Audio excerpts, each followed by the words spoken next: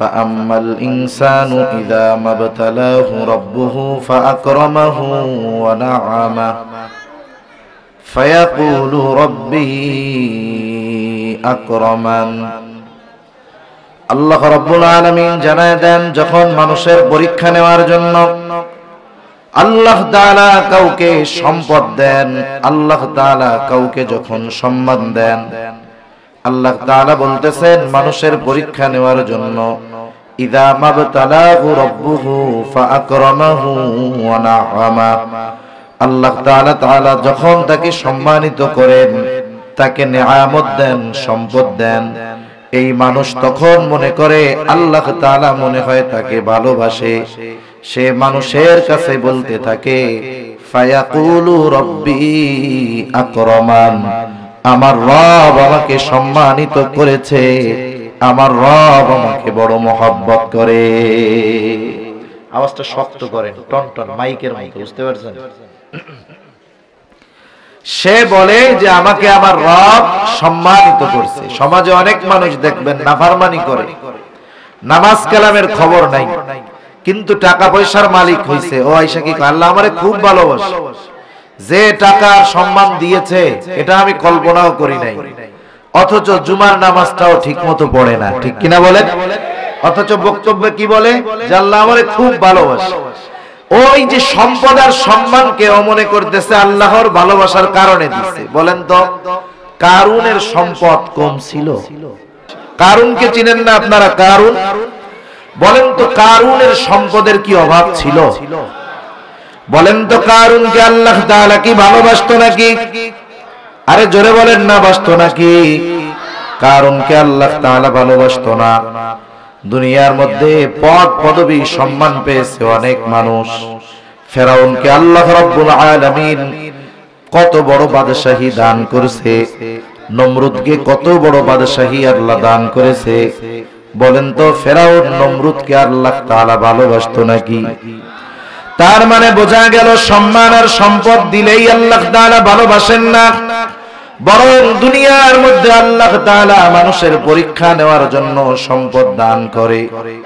আবার ওই মানুষগুলো যদি কখনো সম্পদের সংকীর্ণতায় পড়ে যায়, আল্লাহ তাআলা যখন তাদের অভাব দিয়ে পরীক্ষা নেন, আল্লাহ তাআলা বলেন ওয়া আম্মা ইযা মাবতালাহু ফাকাদারা আলাইহি রিজকাহ, আল্লাহ তাআলা বলেন যখন তাদের পরীক্ষা নেওয়ার জন্য তাদের রব তাদের রিজিককে সংকীর্ণ করে দেন, তখন এই লোকগুলো বলে ফায়াকুলু রব্বি আহানান, আমার রব আমাকে অপমানিত করেছে, আমার রিজিকের মধ্যে সংকীর্ণতা দিয়ে আমার রব আমাকে অপদস্থ করেছে।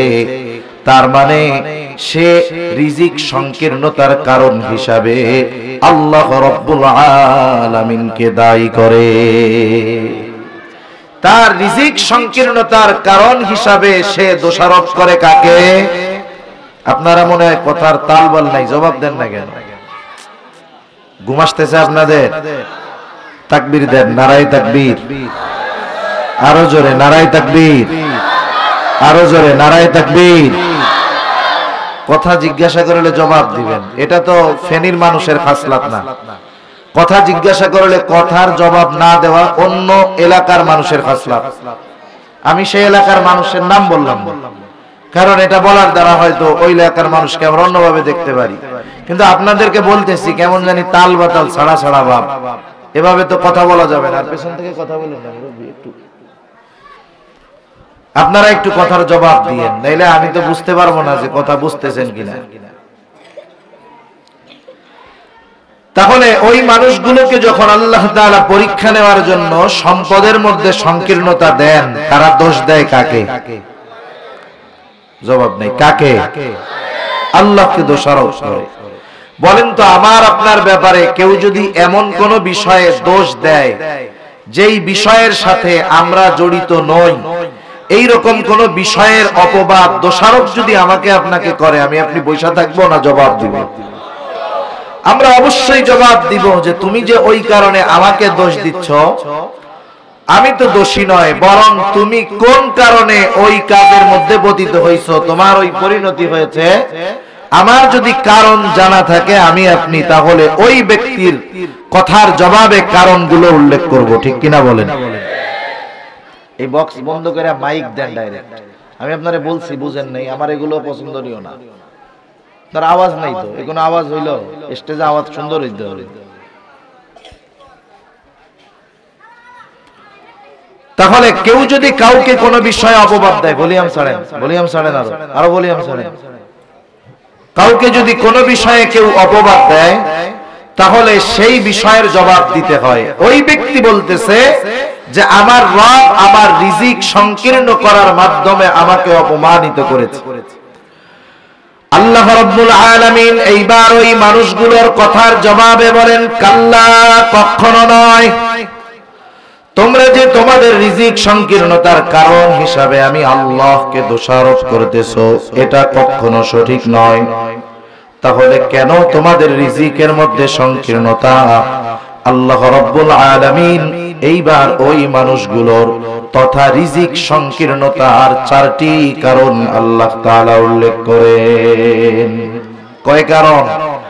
আরো জোরে, কয় কারণ?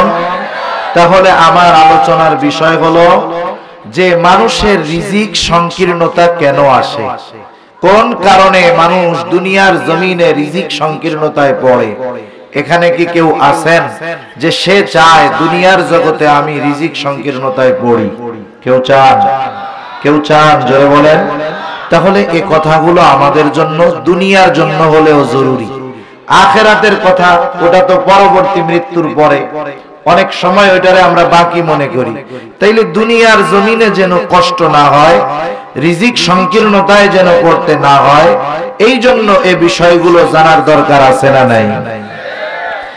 আল্লাহ রাব্বুল আলামিন 1 নম্বরে বলেন কেন রিজিকের সংকীর্ণতা আসে। আল্লাহ তাআলা বলেন, কাল্লা বাল্লা তুকরিমুনাল ইয়াতীম। আল্লাহ রাব্বুল আলামিন বলেন, বরং তোমাদের রিজিক সংকীর্ণতার 1 নম্বর কারণ হলো তোমরা ইয়াতীমদেরকে সম্মান করো না। ইয়াতীমদের সম্মান করার অর্থ কি? মুফাসসিরিনে কেরাম বলেন, ইয়াতীমদের সম্মান করার অর্থ হলো ইয়াতীমের হক যথাযথভাবে আদায় করা, ইয়াতীমের সাথে সদাচরণ করা, ইয়াতীমের সাথে ভালো ব্যবহার করা। এটা হলো ইয়াতীমকে সম্মান করা। কয়েকটা ধাপে ইয়াতীমের সাথে সদাচরণ হতে পারে। 1 নাম্বার, প্রথমত ইয়াতীম হয় 2 ধরনের। কয় ধরনের? একটা হলো সম্পদওয়ালা ইয়াতীম, আর একটা হলো গরিব ইয়াতীম। অনেক ইয়াতীম আছে বাবা দুনিয়া থেকে চলে গেছে, কিন্তু বাবা তার জন্য অনেক সম্পদ, টাকা পয়সা, গাড়ি বাড়ি রেখে গেছে। এমন ইয়াতীম সমাজে আছে না নাই? আর এক ধরনের ইয়াতীম আছে বাবা নাই, সম্পদ নাই। ইয়াতীম সম্পদওয়ালা হোক আর গরিব হোক, সকল ধরনের ইয়াতীমের সাথে সদাচরণ করতে হবে।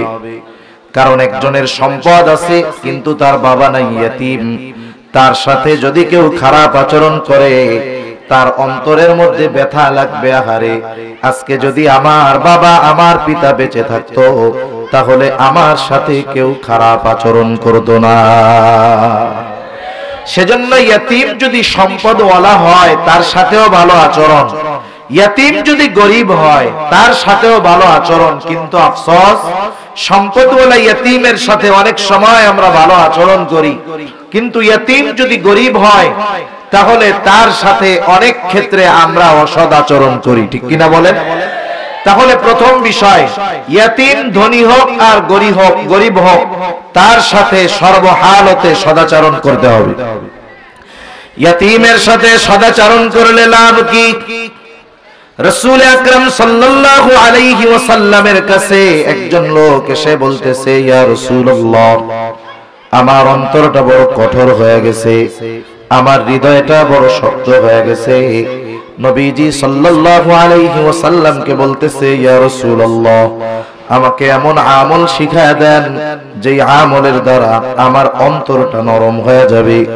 নবীজির জামানায় একজন সাহাবী নিজের ব্যাপারে বলতেছে যে আমার অন্তর কঠোর হয়ে গেছে, কিন্তু এই জামানায় যদি খেয়াল করে দেখবেন আমাদের অন্তর এতটা কঠোর হয়ে গেছে যে আমরা অল্প কথাতেই মানুষের সাথে খারাপ আচরণ করি। সামান্য ছোটখাটো বিষয়ের জন্য মানুষ মানুষকে হত্যা করে ফেলে।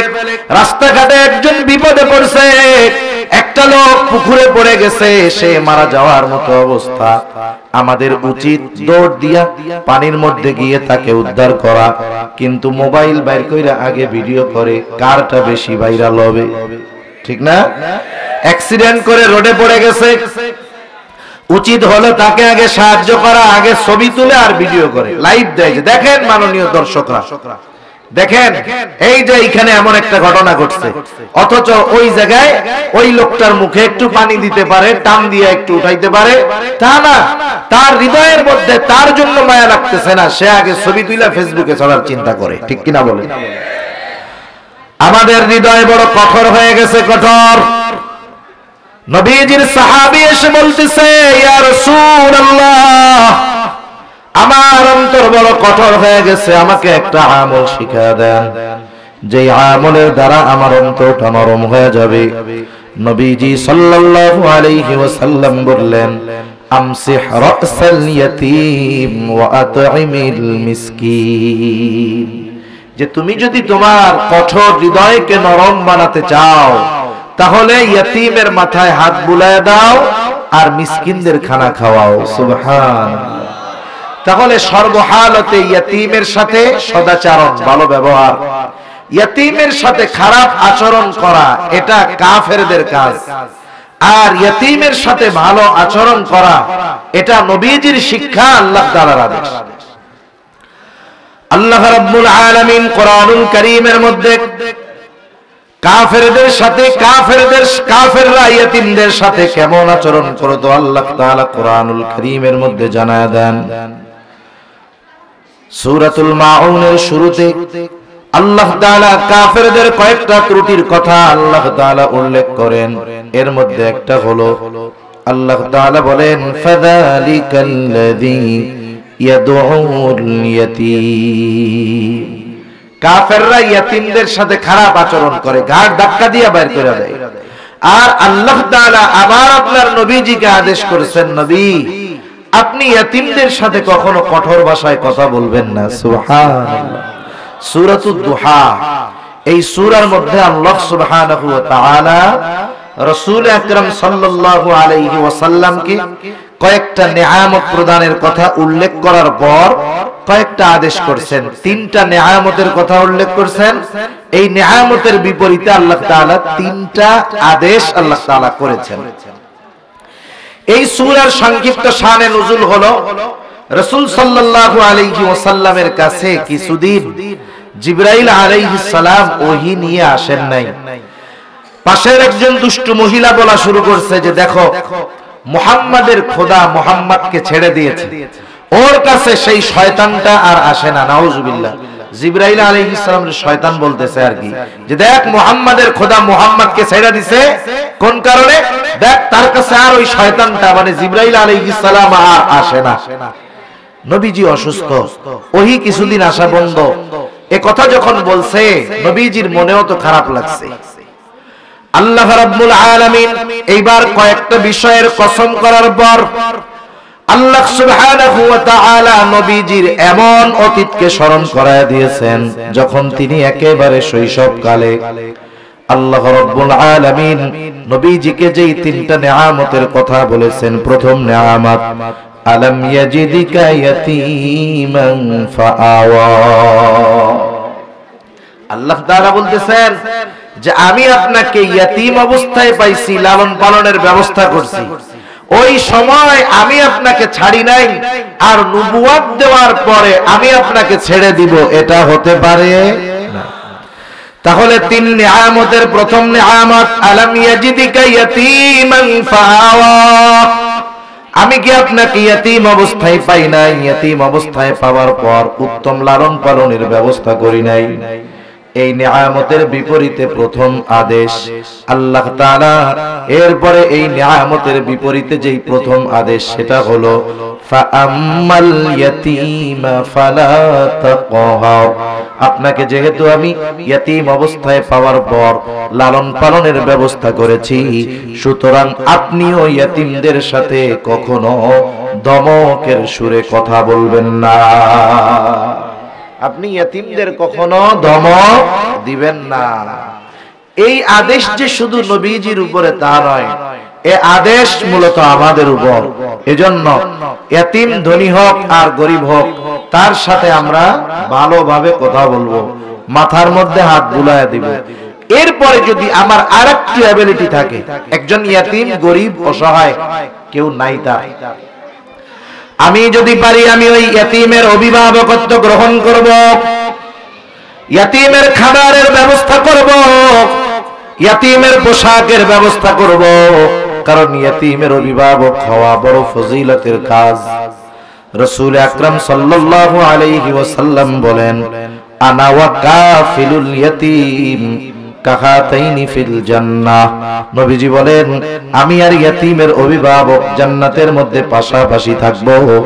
নবীজি এই কথা যখন বললেন, এই রকম দুইটা আঙ্গুল ইশারা করে দেখা দিলেন, তার মানে এই দুইটা আঙ্গুল যেমন পাশাপাশি অবস্থানরত, ইয়াতীমের অভিভাবক আর নবীজি জান্নাতে এই রকম পাশাপাশি থাকবে। সেজন্য সবার তো সমান অ্যাবিলিটি নাই। আপনি হতে পারে যদি মাদ্রাসায় ইয়াতীম থাকে, একটা ইয়াতীমের পোশাকের দায়িত্ব গ্রহণ করলেন, যে হুজুর এই ইয়াতীমের যে পোশাক লাগে এই পোশাক সব আমি কিনে দিব, তার স্যান্ডেল যা লাগে আমি কিনে দিব, তার সাবান যা লাগে আমি কিনে দিব, তার খাবার যা লাগে। আমার বাড়ি যদি পাশে হয়, ৬-৭ জন মানুষ যদি থাকে, এর মধ্য থেকে একজনকে খাবার দেওয়া এটা কোনো কঠিন ব্যাপার না, ঠিক না? আপনি তাকে বাড়ি নিয়ে খাওয়াইলেন, লাভ কি হবে? হাদিসের মধ্যে আসছে, রাসূলুল্লাহ সাল্লাল্লাহু আলাইহি ওয়াসাল্লাম বলেন, ওই ঘর কতই না উত্তম ঘর, যেই ঘরের মধ্যে একজন ইয়াতীম আছে আর তার সাথে সদাচরণ করা হয়। আর ওই ঘর কতই না নিকৃষ্ট ঘর, যেই ঘরের মধ্যে ইয়াতীম আছে তার সাথে অসদাচরণ করা হয়।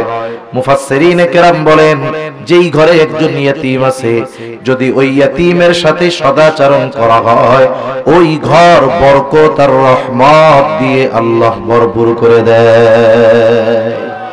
সেজন্য কেউ যদি একজন ইয়াতীমকে খাওয়ায়, তাহলে তার লস হয় না, বরং আরো বরকত দেন কে? আবার যেই ঘরের মধ্যে একজন ইয়াতীম আছে অথচ ইয়াতীমের সাথে সদাচরণ করা হয় না, খারাপ ব্যবহার করা হয়, নবীজি বলেন ওই ঘরটা হলো নিকৃষ্ট ঘর। এই জন্য আমাদের যদি সামর্থ্য থাকে, আমরা ইয়াতীমের অভিভাবকের দায়িত্ব গ্রহণ করব। দুনিয়ায় একটা মানুষ আরেকটা মানুষের সাথে থাকার জন্য, পাশে বসার জন্য কত অর্থ ব্যয় করে, কত পরিশ্রম করে। আপনাদের শোনাই একটা গল্প। আল্লামা শাহ আহমদ শফি রহমাতুল্লাহি আলাইহি, নাম শুনছেন আপনারা? হুজুর একবার সফরে যাবেন টেকনাফ। ওই বাবার দায়িত্ব হলো ওই মেয়ের বিবাহ হওয়ার আগ পর্যন্ত সব খরচ বহন করা। মেয়ের যদি বিবাহ দিতে 30 বছর বয়স হয়, তাইলে ওই 30 বছর পর্যন্ত বাবা খরচ দিতে বাধ্য। বাবা খরচ দিতে কি বাধ্য। কিন্তু ছেলে যখন বালেক হয়, বালেক কয় বছরে হয় জানেননি? হ্যাঁ, কয় বছরে হয়? আমাদের দেশে বলে 18 বছরে বালেক হয়। না, বালেক হওয়ার সর্বশেষ সীমা হলো 15 বছর, সর্বশেষ। এর আগে 10 বছরে হইতে পারে, 11 বছরে হইতে পারে, 12 বছরে হইতে পারে, 13 বছরে হইতে পারে, 14 বছরে হইতে পারে।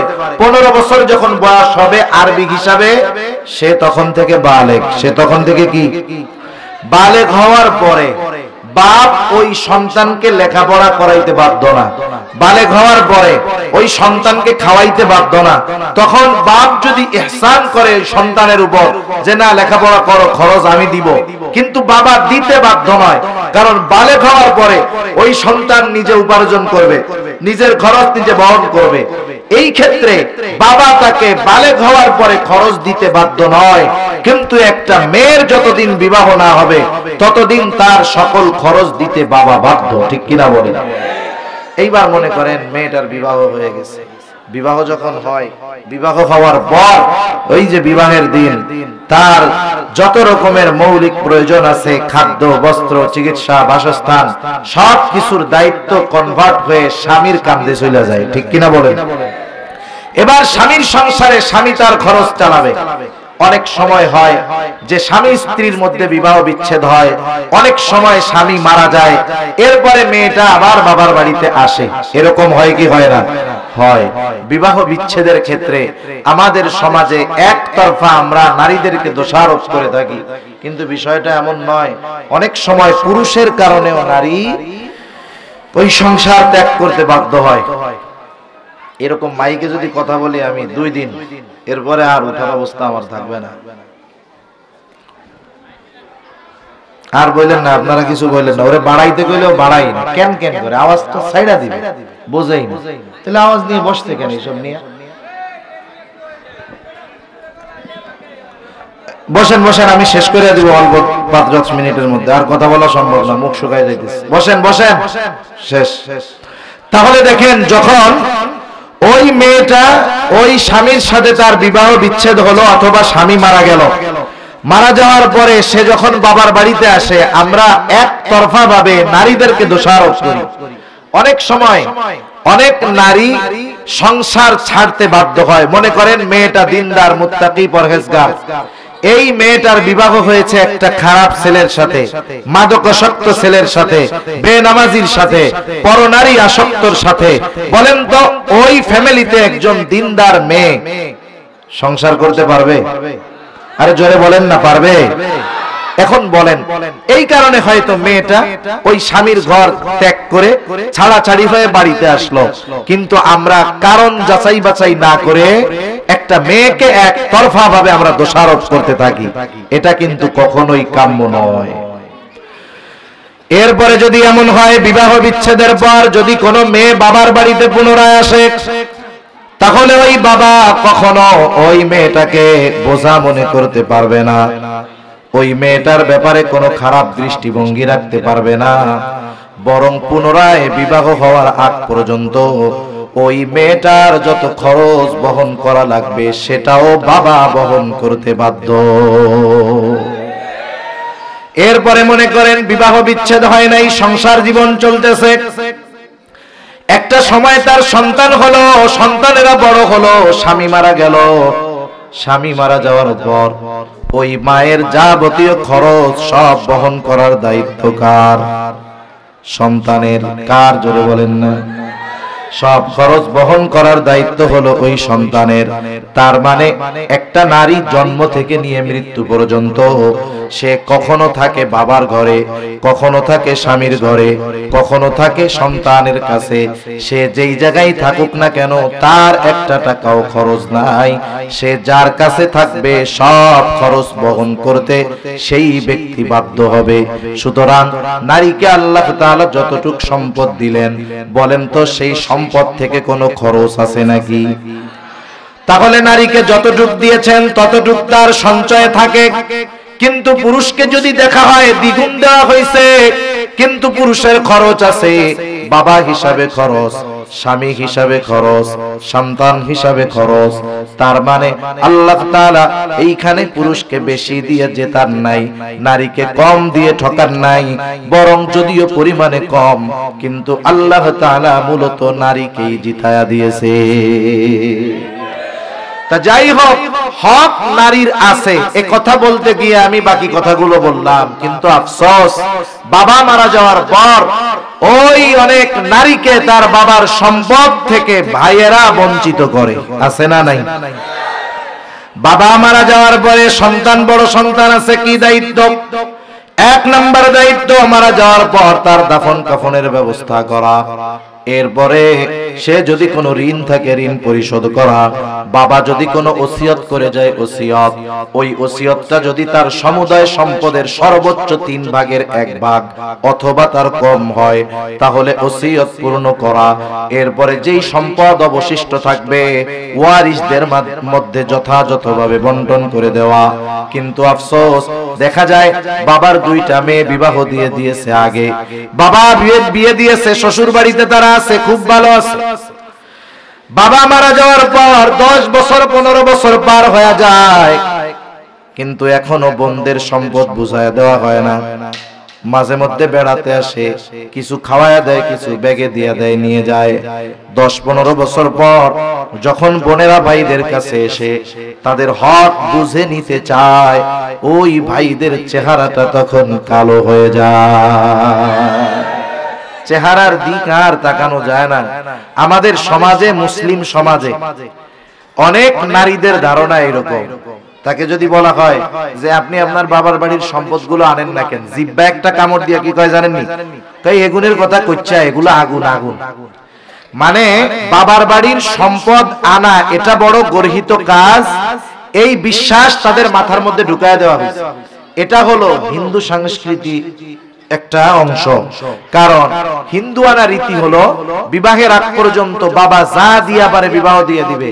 এই মেয়ের বিবাহ হয়ে যাওয়ার পর, বাবা মরে যাওয়ার পর বাবার সম্পদের মধ্যে কন্যার কোনো অধিকার থাকবে না।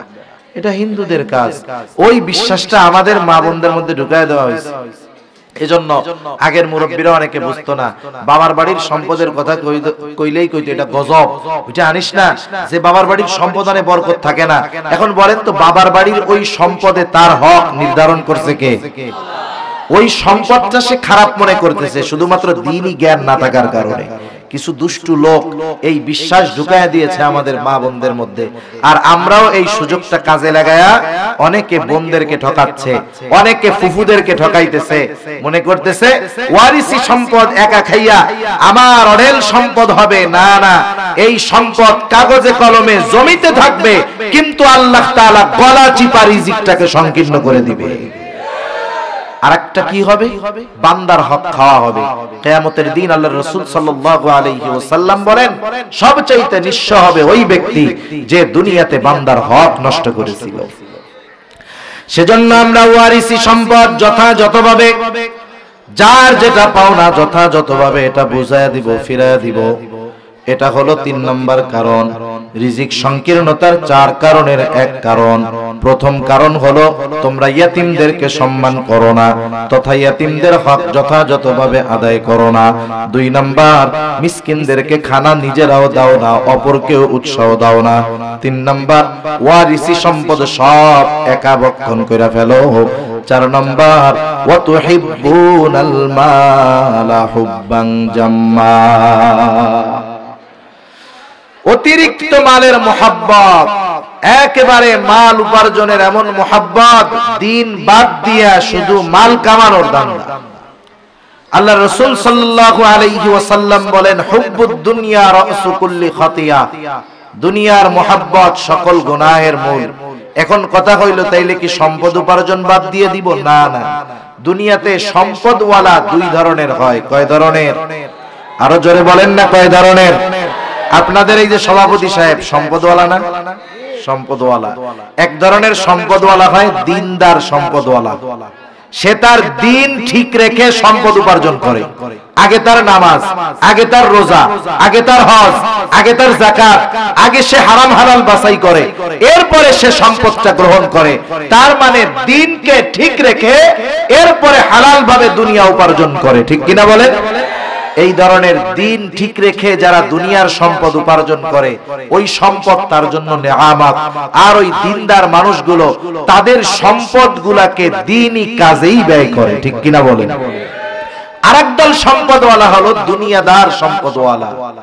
এরা দিন বাদ দিয়ে দুনিয়া উপার্জন করে। নামাজের খবর নাই, রোজার খবর নাই, হজের খবর নাই, যাকাতের খবর নাই, হারাম হালাল বাছাইয়ের খবর নাই। শুধু কেমন করে সম্পদ বাড়াতে হবে, কেমন করে সম্পদ বাড়াতে হবে, এই চিন্তা। আসলে ও সম্পদের পাহাড় গড়ে ঠিক, কিন্তু ওই সম্পদ সে ভক্ষণ করতে, পারে না। হারাম উপার্জন কইরা তো আখিরাত বরবাদ করছে। এমন না যে হারাম উপার্জন কইরা দুনিয়ায় নিজে একটু আরাম করে গেছে, তাও পারে নাই। তার মানে অতিরিক্ত মালের মোহাব্বত এটা দুনিয়াও ধ্বংস করে, আখিরাতও ধ্বংস করে। সেজন্য আমরা সম্পদ উপার্জন করব। নদীতে নৌকা চলার জন্য নদীতে পানির দরকার, পানি ছাড়া কি নৌকা চলবে? এখন বলেন তো, ওই নৌকা যদি চিন্তা করে দোস্ত পানি তোমারে ছাড়া তো আমি চলতেই পারি না, তাইলে তুমি আমার নিচে কেন, আমার কোলের মধ্যে পেটের মধ্যে আসো। এখন ওই পানি যদি নৌকার মধ্যে ঢুকে, নৌকা থাকবে? দুনিয়া চলার জন্য সম্পদ দরকার, ওই নৌকা চলার জন্য যেমন পানি দরকার। নৌকার মধ্যে পানি যখন ঢুকে তখন নৌকা ধ্বংস হয়। মানুষ যখন দুনিয়া উপার্জন করতে গিয়ে দিনকে বাদ দেয়, তার আখিরাতও বরবাদ হয়ে যায়। ঠিক কিনা বলে? এজন্য আমরা মালের মোহাব্বত অন্তরে ঢুকাবো না। হালাল ভাবে যদি সম্পদ উপার্জন করি, দিনকে ঠিক রেখে যদি সম্পদ উপার্জন করি, ওই সম্পদ দিয়ে দুনিয়ায় উপকৃত হওয়া যাবে, আখিরাতেও উপকৃত হওয়া যাবে। আর যদি দিন বাদ দিয়ে সম্পদ উপার্জন করি, টাকা পয়সা ব্যাংক ব্যালেন্স থাকবে, কিন্তু খাওয়ার মতো কোনো সুযোগ থাকবে না। কারণ আমরা বলি আমার আমার আমার আমার সম্পদ কোনটা? যেটা আমি খাইলাম, যেটা আমি পড়লাম, যেটা আমি দান সদকা করলাম, ওইটাই আমার। বাকি যা আছে আমি মারা যাওয়ার পরে আমার সম্পদের উপরে আমার পূর্ণ কর্তৃত্ব থাকবে না। কারণ কি? কারণ কেউ মারা যাওয়ার আগে যদি ওসিয়ত করে, আমি মারা যাওয়ার পরে সব সম্পদ মসজিদেই দিয়ে দিবা, ভালো ওসিয়ত করছে না? সন্তানেরা এই ওসিয়ত মানতে বাধ্য না? না, সমুদায় সম্পদের ওসিয়ত করলে সন্তানেরা মানতে বাধ্য না। একটু চিন্তা করেন, আমি উপার্জন করতেছি আমার সম্পদ, আমি ওসিয়ত করলে তারা দিতে বাধ্য নয়, তাহলে উপার্জন তো নিজের জন্য করতেছি না, করতেছি তো ওয়ারিসদের জন্য। ঠিক কিনা বলেন? সেজন্য নিজের জন্য কিছু করার দরকার। নিজের জন্য এই যে মাদ্রাসায় আপনারা দিয়েছেন, দেন, দিবেন, এটাই নিজের জন্য করতেছেন। আর দুনিয়ার সম্পদওয়ালা অনেক দেখছি উপার্জন করে খাইতে পারে না। এত সম্পদের মালিক আমার জানা আছে, এক এক দিন প্রতি বেলায় যদি এক একটা গরু জবাই করে খায়, তার সম্পদ থেকে কিঞ্চিত পরিমাণ আশা করি কমবে না। কারণ যতটুকু কমবে প্রতিদিন আসার ব্যবস্থা ততটুকু আছে। বয়স হয়তো অনেক হয় নাই, 45-50 বছর বয়স, গ্রামের 50 বছর বয়সের মানুষের এখন যেই শক্তি, আমরা শহরের 30-35 বছর লোকের সে শক্তি নাই। কারণ গ্রামের মানুষ পরিশ্রমী, তাদের দেহ অনেক শক্ত, যার কারণে রোগ বালাই তাদের মধ্যে কম। এই 45-50 বছরের মানুষ এমন রোগ হইছে, আর এরা অল্প একটু হইলেই ভয় পায় বেশি। করোনার সময় দেখছেন না, ধরার আগেই ওরা কাঁদে। কিন্তু গ্রামের মানুষ ওগুলো তোয়াক্কা করে নাই। এই যে অল্পতেই কাজ, অল্প হইছে ভয় ডাক্তারের কাছে চলে যায়। মানুষ যখন কোন জিনিসকে বেশি ভয় পায়, তখন তার রোগ প্রতিরোধ ক্ষমতা কমে যায়। সে গেছে ডাক্তারের কাছে, এখন ডাক্তার চেক টেক দিছে, টেস্ট টুস্ট করাইছে, টেস্ট দেখা বলে কান তো সারা আপনার। কি হইছে? বলে আপনার কিডনি সমস্যা, হার্টের সমস্যা, ডায়াবেটিস ধরা পড়ছে, আপনার তো অবস্থা খারাপ। এমনিই তো অবস্থা খারাপ, যখন এইগুলা শুনছে আরো খারাপ। এখন ডাক্তার কি বলে? ডাক্তার বলে আপনি যদি বাঁচতে চান, সুস্থ অবস্থায় যদি থাকতে চান, আমি যা বুদ্ধি দিব তাই শুনতে হবে। কি বুদ্ধি? যেহেতু আপনার ডায়াবেটিস, আপনি তো যা মন চায় তা খাইতে পারবেন না, সাথে আবার উচ্চ রক্তচাপ আছে, গোশত মোশত খাইতে পারবেন না, কিডনির সমস্যা আছে, বেশি ভারী খাবার খাইলে সমস্যা হবে, আবার আপনার হার্টের প্রবলেম আছে, গোশত মোশ খাইতে পারবেন না, তাহলে খামু কি? বলে আপনি কি খাবেন শুনেন, আপনি খাবেন আতপ চাউলের জাউ। আতপ চাউল চিনেন তো? আতপ চাউলের জাউ খাবেন, কিন্তু জাউতে লবণ দিতে পারবেন না। এখন কন্দ জাউ যদি লবণ ছাড়া রান্না করে ছাগলের সামনে দেয়, ছাগল খাবে? আমাদের অঞ্চলে মাঝে মধ্যে ছাগলকে ভাত মাখায়া দিলে, ভাতের মাঠ দিয়ে লবণ দিয়া দিলে একবারে খাইয়া হুতায় নিয়ে যায়। কিন্তু বলেন তো, যদি লবণ ছড়া দেওয়া হয় ছাগলেও খাবে না। আল্লাহ তাআলা পারেন যে অঢেল সম্পদের মালিক, কিন্তু তোমাকে খাইতে হবে নুন ছাড়া যাও, যা গরু ছাগলেও খাবে না। এজন্য আমরা সম্পদ উপার্জনে নিজেদের শ্রম, মেধা, বুদ্ধি সব ব্যয় করে দিব না। দ্বীনের কল্যাণেও আমরা কাজ করব, নামাজ ঠিক রাখবো, রোজা, হজ, যাকাত এই সমস্ত বিষয় ঠিক রাখার পরে দুনিয়া উপার্জন করব, তাহলে ওই দুনিয়া নেয়ামত হবে, দুনিয়া আখিরাতের কল্যাণের কারণ হবে। এখন আসেন আলোচনা শেষ। মানুষের রিজিক সংকীর্ণতার কারণ সূরা ফাজরের আলোকে কয়টি? একটু জোরে বলেন, কয়টি? 4টি। কাদের রিজিক সংকীর্ণ হবে? যারা ইয়াতীমদের সাথে ভালো আচরণ করে না, যারা মিসকিনদের খাবার দেয় না, যারা ওয়ারিসি সম্পদ খেয়ে ফেলে, যারা দুনিয়া উপার্জন করতে গিয়ে দিনকে বিসর্জন দেয়, এই মানুষগুলো দুনিয়ায় রিজিক সংকীর্ণতায় পড়বে।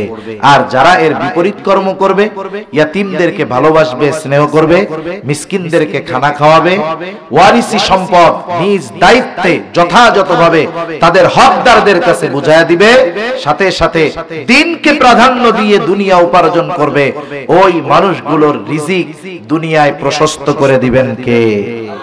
আরো জোরে বলি, কে? তাহলে আমরা যদি এই কাজগুলো করতে পারি, আমাদের রিজিক প্রশস্ত হবে, আখিরাতে আমাদের জন্য নাজাত পাওয়া সহজ হবে।